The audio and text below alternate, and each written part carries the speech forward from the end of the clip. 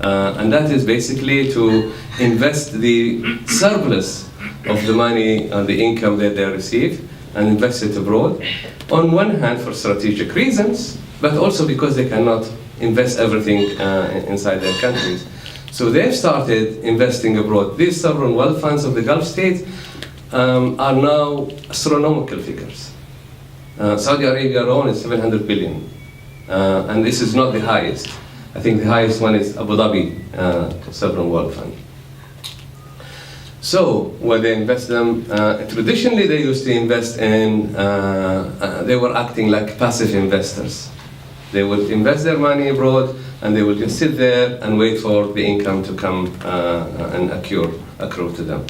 Nowadays they don't do that. They become much more clever about doing things. They have young people like you who came here and learned and did finance and economics and so on, and they started to learn how to deal with these issues. And also they imported international management, or they got help from international management. So they have now become much more active in investing their funds.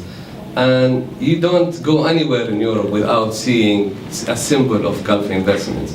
If you switch on a TV and if you watch sports, you see Barcelona with the Qatar Foundation, Barcelona team with Qatar Foundation shirts. That is part of the investment they're investing abroad. City, Manchester City is one of the clubs that, again, the Gulf states have bought. Buildings here in London, you know them, Blanchard and others, owned by the Gulf states. So they have developed it into real estate development, motorsports, McLaren, Ferrari, Mercedes, all the big names. You don't go and buy your your food or shopping from anywhere in London without actually going to somewhere where the Gulf states have invested. I'm sure many of you go to Sainsbury's. Sainsbury's is one of the destinations for investment from Qatar, for example. And many others. I'm sure you know many examples, more than me, of the investment that the Gulf states have done. In the UK, in France, in Germany, in the United States, but also in China and beyond. So the Gulf states have started to be an active investor and an active partner in many of these countries. So while the global economy is going through a very bad recession, and serious recession, the Eurozone crisis and all of that, the Gulf states have managed to pull out the international economy out of this recession through investment, through their own development that requires imports, and they have been the locomotive that was kind of pulling the international economy behind it. Their money, their investments abroad are very important for the Eurozone, for the United States federal funds, and so on. So they have become an active players. They even now trying to change the global financial sector. They are playing a role in the IMF. They're playing a role in some of the international organizations. And we are talking here about very small countries in terms of population, very small. Altogether, there are about 40 million people, more or less, and half of that almost foreigners.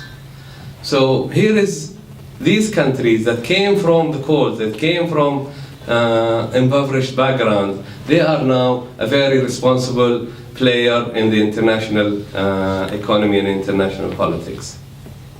Now, what did this money also do to the Gulf states? It's not all good news, I'm afraid. So if you think I'm going to continue like this, I think you're wrong. What this money has done is also made really big effects on the national economies, on us. What happens when you don't produce money?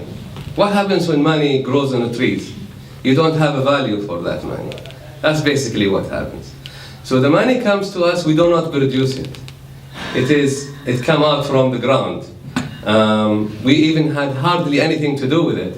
The people who extracted it, the people who exported it and refined it are not us. They're all foreigners. What we did is we just sat there enjoying this money coming to our pocket through one source or the other.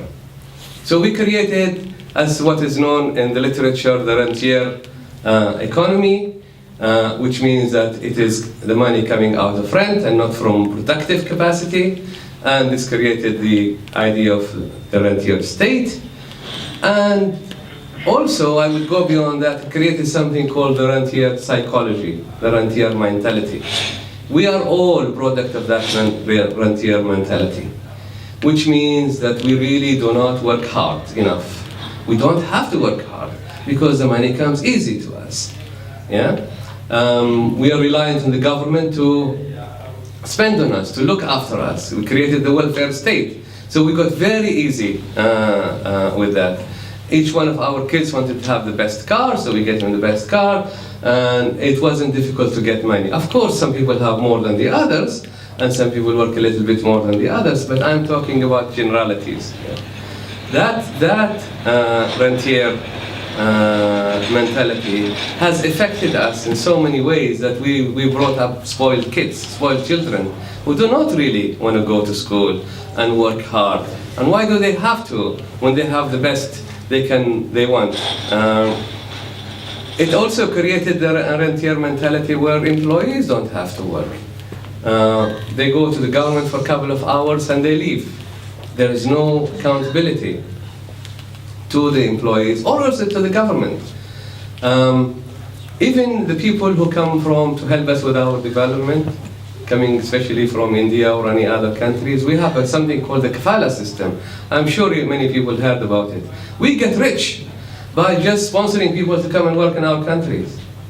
We don't even have to do the work ourselves. We don't have to do anything. All we have to do is, because I have Saudi or an Omani or UAE nationality, I can sponsor a number of people from India or from Pakistan, and they let them go and they pay me a commission from what they earn. It's basically modern day slavery that we have created. So these are some of the ills that our society don't like to hear. They think it's a revolution. You can't even say this because they think this is something that they are brought up with, and it's something that is natural. Why are you even talking about it? But that's what happened. We've created a rentier economy, a rentier state, a rentier mentality that is dependent on the other. And that has, of course, a problem with itself. Now that rentier state, and this income that has come to the coffers of the government, which then distributes to the people, has created something that the government can now control the people themselves. In the past, we had sheikhs and we had rulers and monarchs and kings and so on, but they were almost equal, or they were like the first amongst equal. But since this money came into their pockets, this gave them more power over their citizens, over the other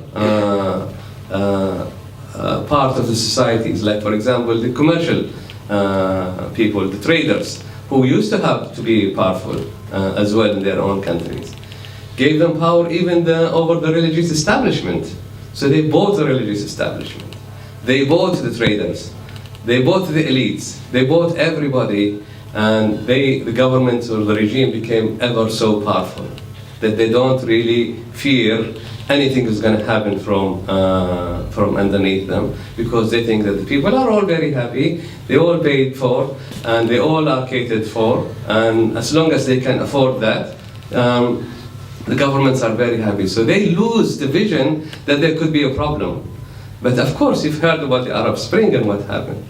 The Arab Spring did not just happen in Tunisia and Egypt and Libya and so on. It also came to the Gulf. All of the Gulf states saw some kind of a manifestation of the Arab Spring. Real or virtual. Real in Bahrain and Oman, but also virtual in many of the other countries where it was on the internet and protest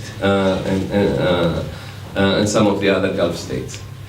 And this has proved that the wave that has spread, of the Arab wave, or democracy wave that is spread from the Mediterranean, is also hitting the Gulf shores. And if the Gulf states are not careful, it could take them with it. Bahrain is still, as you know, is a challenge for all the Gulf states, for the population of Bahrain. And it is not going to be sorted out easily. Other Gulf states have managed because, as I said, they have this wealth and they can spread it around and help stabilize the economy. But then the question is, what happens if something was to happen to that wealth? What happens if the oil income starts to dry up or to even slow down? And in fact, the Gulf states are are planting the seeds of their own failure in the future. And that is when the protests went on in the Gulf states, what did they do? They said, okay, well, we can, what are you looking for? You want some money? We give you some money. You want an increase in the salary? We will offer you an increase in the salary. You want employment? Why not? Come and join us on what is already an inflated public sector. You have people sitting in an office, excuse me, 4 or 5 people pushing the same paper, between each other. So you have an inflated public sector that is already costing the government a lot of money, and then you add more young people to it. So you do that, and next year, what are you going to do? Doing the same? Everybody wants to work in the government. Why? Because of this rentier psychology that I have told you about. It's easy to work in the government because you don't have to work hard. There's no accountability. There's no one who's going to ask you for your, what is your profit and loss account in the end of the day. So what the governments have done are making a big mistake. And that mistake is by just taking the people and absorbing them into the government, which is already suffering from inflation, adding to their wage bill. Our wage bill is much higher than anywhere else in the world. We're about 30%.